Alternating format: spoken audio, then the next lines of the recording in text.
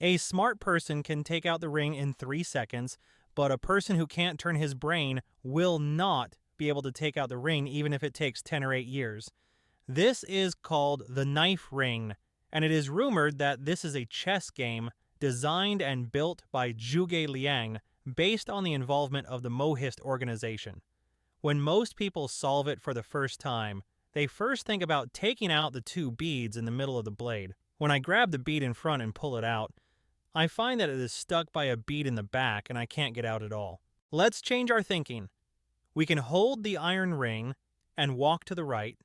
We can successfully break away from the blade and continue to pass through the two beads, but in the end we will get stuck by the two rings at the bottom. How to take out the ring? At this time, it is necessary to test whether the child has the habit of logical thinking training. Children who think independently will have smarter brains. Children who often play with such restraint toys will use reverse thinking to pick up an iron ring with their right hand, pass the iron ring through the gap in the middle of the blade, and pull the iron ring. Next, let the ring pass through the bead, then completely through the blade, from bottom to top at an oblique angle, and then back through the gap to successfully remove it. There should be applause here.